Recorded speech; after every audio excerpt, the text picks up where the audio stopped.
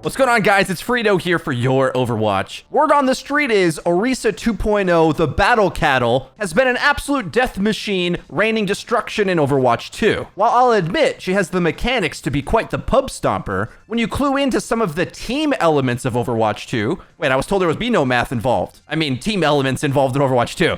Yes, in fact, if you play your team comp to exploit her weaknesses, she's actually a very redundant hero, outclassed by many others. So first, let's think about what her strengths actually are. Orisa is the most durable tank, with natural armor health, Fortify that reduces damage and gives her extra health. When she channels her initiation ultimate, she gets Fortify again. And then she has Javelin Spin to move a little bit and deflect damage. The cycle of those abilities together means she is very tanky. I'd say her other strength is she does have enough damage to pick off squishies if she lands her abilities. So you don't want to be close if you're a squishy character, and you definitely don't want to put damage into her that's not going to be able to kill her. This means if you're the type of character that can't do meaningful damage to Orisa, don't fight her. Don't get baited like so many Overwatch players do in assuming the engagement has to happen on her terms. Orisa is a character that likes to go to the objective, fight around it. But in Overwatch, especially in Overwatch 2, there's no excuse to not live by this adage: win the team fight first, get the objective for free. Remember, the objective is something that you make progress on after you eliminate the enemy. So you don't have to take the objective fight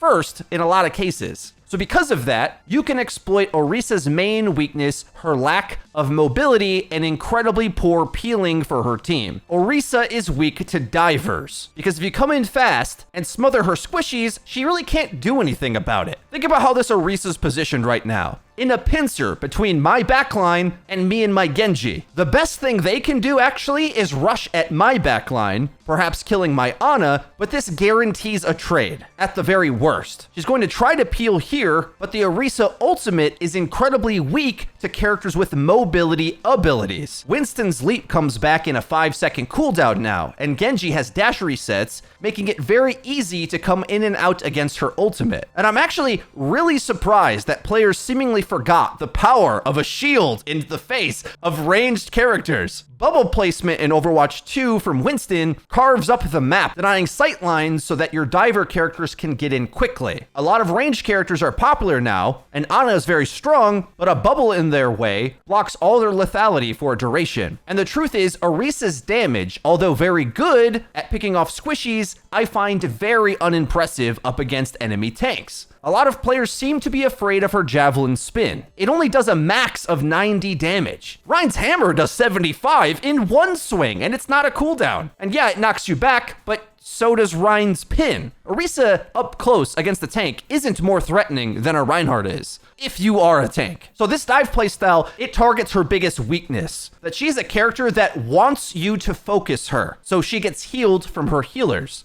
But if you focus her supports first, then she's left without much to do. We'll see more clips from the Genji's point of view, who, although, yes, can get hit by her javelin, everything else about Orisa, Genji is fine with, because he has the mobility to take the fight on his terms, get behind her, and as the dive comes in, reflect the damage. I'd also say, in general, projectile heroes are very good against Orisa because she's so slow and easy to hit. Meaning, at least after you clean up a support, farming Orisa's head feels easy to me. I think what players are struggling to understand when they're evaluating the tanks in Overwatch 2 is what you're lacking in exchange for the strengths you get. So while Orisa herself is a fortress with very low mobility and functionally zero defense for her team, ignoring her and going aggressive at her backline over and over again leaves her with no play to make. And instead, the tanks that would be better in that matchup would be either D.Va to catch the focus fire on her team, Zarya, Bubbles can save against dives as well, or if the enemy were to go dive my backline as well. That's the issue with Orisa.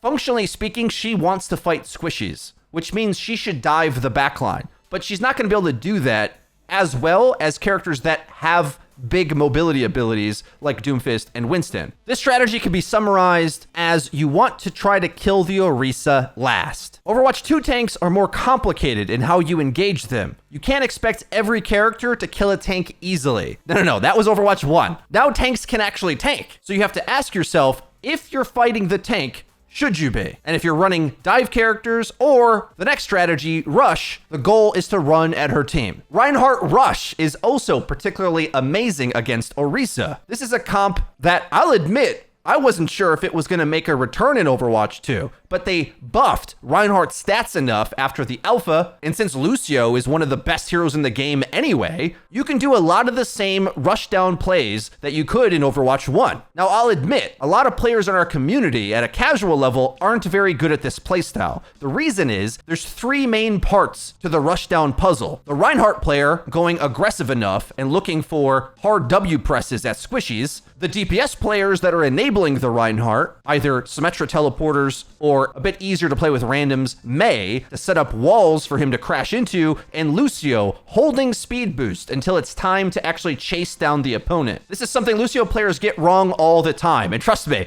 I still want to apologize to SVB for my poor Lucio performance in the Creator Experimental Tournament, where I rushed my amps so we got destroyed. But if you hold your amps a little longer, waiting until it's time for Reinhardt's hammer to make contact with squishies, you can speed amp him through the team. And it's very similar to the same dive plays, it's just Rein does it better. Because remember, Orisa can't block damage for her team very well. Meanwhile, Rein has a big shield, which makes your team invulnerable as you close the distance for a duration. Orisa can do a spinny attack to block damage once. Rein has a shield that's gonna last many seconds and can put it up again when needed in order to block. If you want a refresher on this, be sure to check out my Reinhardt Mastery Guide, where we talk about a lot of mechanics from Rein that still make sense in Overwatch 2, he just has a few more. But namely, remember, you should never be afraid of Orisa if you have competent Reinhardt shield mechanics. Whip up your shield quickly to block her spear. And remember, absorbing a lot of her damage, forcing her to overheat her weapon, going into your shield or your armor is just incredibly inefficient from her. She's only going to be good fighting your team. A real main tank that, like old school tanks the damage, wins the tank trade as you go aggressive with the team. Okay, Frito, but what if I don't have a good Lucio player and Mei player? My Reinhardt won't press W, he just fights the Orisa the whole time and never pushes in. What do I do then? Okay, I got a third way to counter Orisa for you, and this time we actually are going to target her some of the time. I'm going to advise that you only shoot Orisa if you are similar to the likes of the following characters: Junkrat,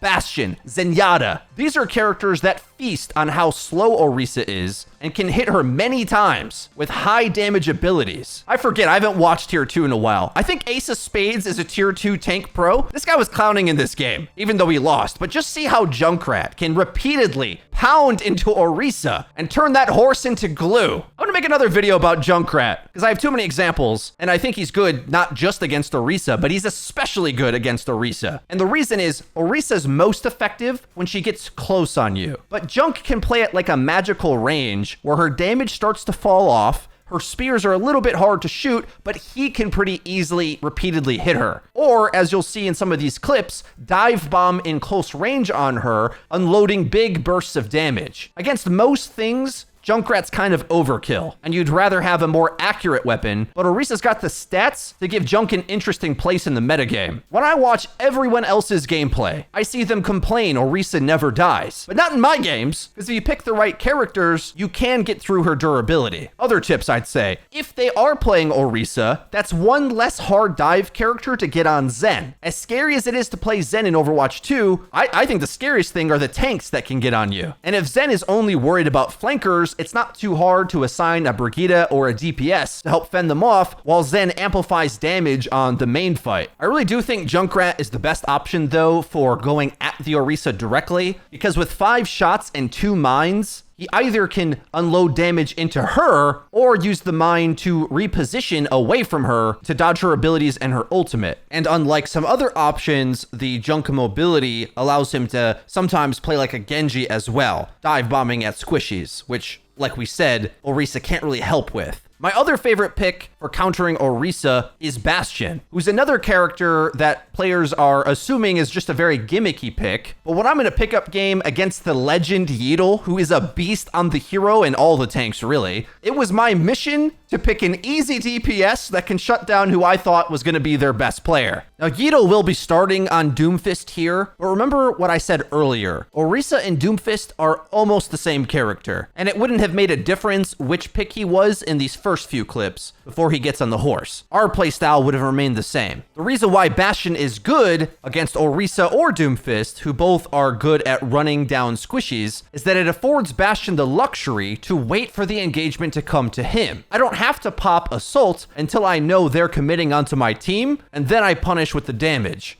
A cool thing about the Overwatch 2 hero shooter gameplay that makes it still feel like Overwatch to me is that it's still very crucial, the cooldown exchange. Orisa can spin the javelin to give herself extra sustain and run away from you. Bastion wants to transform into assault mode and use his grenade onto the Orisa, ideally after some of her cooldowns are out. I would suggest trying to hold on to assault mode a little bit longer than you think you need. It's more important to surprise the enemy with it rather than force it out, because the best strategy an enemy team against a Bastion can do is that when he uses assault mode, hide, because that long cooldown is a big percentage of the Bastion comp's lethality. But if you're a little bit greedier with it and poke and threaten with the nade and look for an opening to draw the tank's aggression onto you or your backline and then punish with assault mode, all of the tanks end up melting. Realistically, against the Bastion, I think your best calls would be Diva or Sigma, who have the suck abilities to counter assault mode, and they have the luxury to be able to play a bit more defensive than some of the other tanks who get their value from going aggressive. All right, guys, that's everything for today's video. These are some of my favorite kind to make when the community is really certain about one thing for the most part. And I think given some time, the opinions on this will change. I would be shocked if we see even a single Orisa pick in the opening week of Overwatch League, and even if we do, I don't think it's going to do very well. Granted, I know some of the heroes that I think are really good at countering Orisa are considered off meta, but I think Orisa also is off meta, and they kind of just mark each other out. Use some of these strategies, and I don't think you'll be afraid of the battle cattle anymore. Well, guys, that's it for today's video. If you enjoyed it, please be sure to leave it with a like, and don't forget to subscribe and click the bell icon to actually get notified when our videos go live. Linked in the description is our Twitter. Be sure to hit us with a follow there. Join in on the discussion of Overwatch 2. That's been it for me. I've been Frito for your Overwatch. We'll see you guys next time.